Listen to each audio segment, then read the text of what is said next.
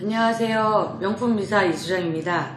오늘은 여러분들과 사전청약이라는 것에 대한 이야기를 나눠보려 합니다. 자, 사전청약이라는 단어를 들어보신 분들도 계실 거고, 이 단어가 생소한 분들도 계실 거며, 혹은 사전청약을 준비해야겠다라고 결심하고 계신 분들도 많으실 텐데요.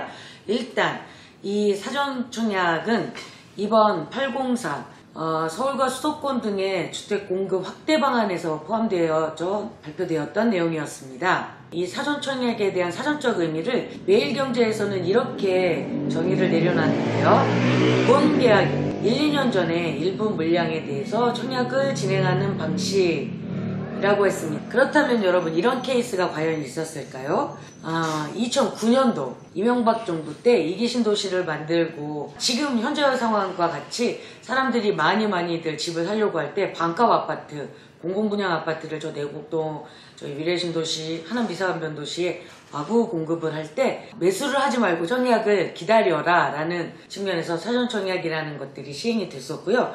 실제적으로 저희 미사안변도시에도 9단지, 15단지, 그 다음에 28단지, 지금 현재는 이름이 바뀌었죠. 브랜드 네이머화 시켜서 9단지는 리버나인, 15단지 같은 경우는 신동아 파밀리에, 28단지가 골든 센트로 지금 현재 미사안변도시에서 공공아파트 대장주로 가고 있습니다. 이런 말씀을 드렸더랬습니다. 이런 곳들이 사전청약분으로 물량들을 받으신 분들이 현재 실제로 계시지요. 자, 그렇다면 과연 이 사전청약이 진행이 될까요? 이런 것들도 의문을 많이들 제기하시던데요. 저 이소장의 개인적인 생각으로는 이번 발표된 804 주택공급 확대 방안 안에서 아마 정부에서 할 수 있는 가장 쉽진 않습니다만 가장 그나마 쉬운 방법이 아닐까라는 생각을 가지고 있습니다.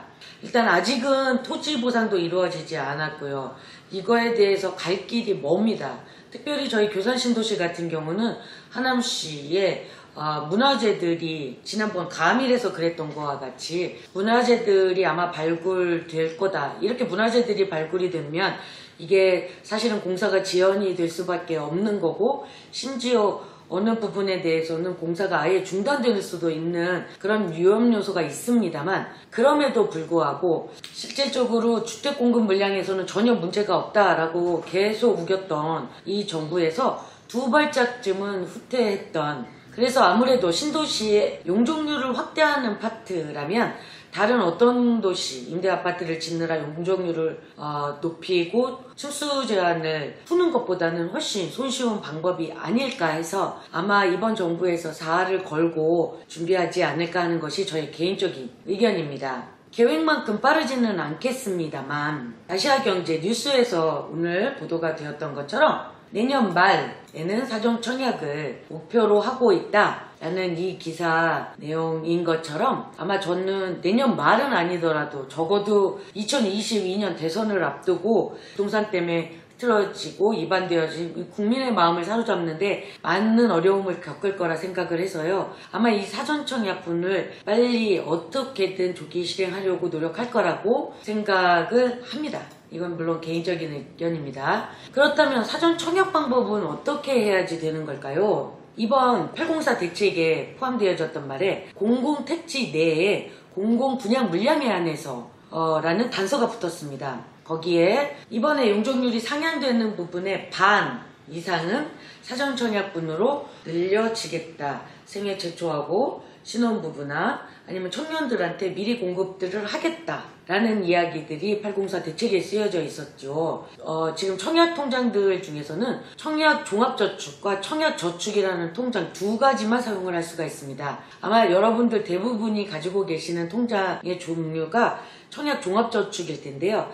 이거를 한꺼번에 예치금 300만원, 500만원, 600만원씩 넣어놓은 통장이 아니라 매달 10만원씩 꾸준히 적립하신 분들에 한해서 기회가 있습니다. 이게 청약저축을 대신할 수 있는 파트들이고요. 저는 2만원씩 넣는데요. 저는 5만원씩 넣는데요. 이 파트는 인정이 되지 않습니다. 자, 이게 무슨 얘기인가 하면요. 공공분양 아파트는 이 총액 10만원씩 매월 적금처럼 부은 이 청약 저축 총액을 가지고 커트라인을 나눴는데요. 저희 하남 미사간변 도시의 공공분양 아파트 청약 저축 통장 금액이 약 1,400만원 정도 됐었습니다.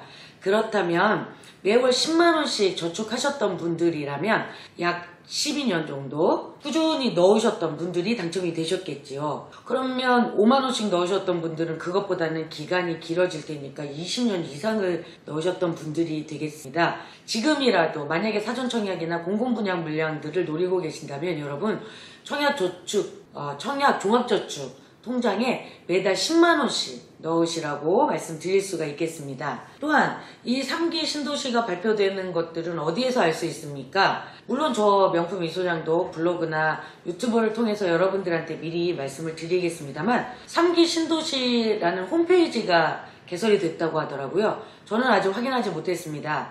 기사에서만 봤는데요. 여기도 아마 관심 고객 같은 거를 등록을 해놓으면 이쪽에서 일괄적으로 문자가 가지 않을까 합니다. 이 파트도 제가 나중에 실질적으로 직접 한번 넣어보고 여러분들한테 소개시켜 드려 보도록 하겠습니다. 자, 그렇다면 여러분 사전청약이라는 게 과연 장점만 있고 단점은 없을까요? 라는 질문도 한번 해보셔야 할 텐데요. 단점도 있습니다. 일단 사전청약, 공공분양 물량이라는 건요. 굉장히 제약 요건이 많습니다. 여러분이 소득 금액이 많아도 안 되고요. 특별히 생애 최초라든가 아니면 신혼부부 특별공급 노리시는 분들이라면요. 이거 자동차 배기량도 2000cc가 넘어가면 안 되나? 아마 그렇게 알고 있습니다. 이런 파트들이 다 제약들이 걸려지다 보니까 이거는 뭐 기도를 할 수도 없지 않겠습니까? 연봉 올라가는 것들을 뜨끔뜨끔 무서워할 수도 없고 이런 단점도 있고요.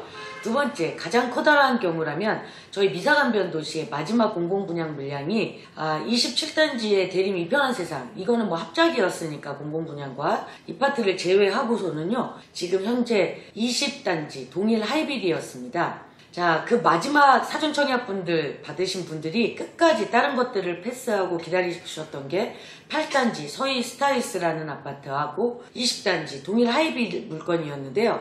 이 두 개를 가지고 워낙 뭐 입지라든가 장단점이 다르기 때문에 끝까지 고민하셨던 분들 중에서 8단지 들어가셨던 분들은 사전청약분 신청하셨던 모든 분들이 거의 다 받으셨는데요.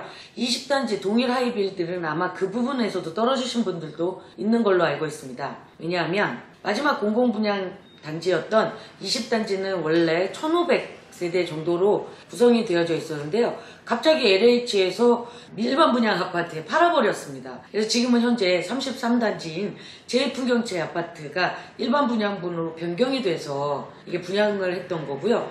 따라서 원래 기초적으로 계획되어져 있던 양보다 반 이상으로 줄여서 동일 하이빌 물건들이 나왔죠. 이 파트 때문에 굉장히 여러분들 사전청약이라든가 공공분양 기다리셨던 분들이 LH에 가서 항의도 하시고 시위도 하셨던 걸로 알고 있는데 뭐 여하튼 저희들은 힘이 없으니까 유야무야 돼버렸습니다. 이런 단점들도 있습니다. 기회비용을 잃었죠. 만약에 거기가 되지 않았더라면 그 전에 다른 액션들을 취하셨을 터인데 이런 것들을 못하고 그냥 뜬금없이 당해버릴 수 있는 이런 공공성이 짙은 택지에서는 간혹 실질적으로 일어나는 일이라는 것도 대비하셔야 합니다. 오늘 이렇게 여러분들과 사전청약이라는 이야기를 나눠보았는데요. 어떻게 도움이 되셨을까요? 도움이 되셨다면 구독과 좋아요 눌러주시면 제가 다음번에 좀 더 알찬 내용을 가지고 돌아오겠습니다. 마지막으로 제가 이번 사전청약분에 대해서 조금 안타까움을 표현하는 것은 이게 만약에 공공분양 물량만이 아니라 일반 분양에서도 이렇게 사전청약이라는 이런 파트들을 좀 적용을 시켰다라면 지금 현재 30대 사이에서 패닉바잉이라는 현상을 조금 더 잠재우는 데 도움이 되지 않았을까 하는 아쉬움은 개인적으로 가지고 있다고 할 수 있겠습니다. 자, 시청해 주셔서 감사하고요. 다음 편에는 조금 더 알찬 내용을 가지고 돌아오도록 하겠습니다. 감사합니다. My youngest heartless, so they ain't playing no games. We really want him dead. He got hit up close range. He fucked up in the head.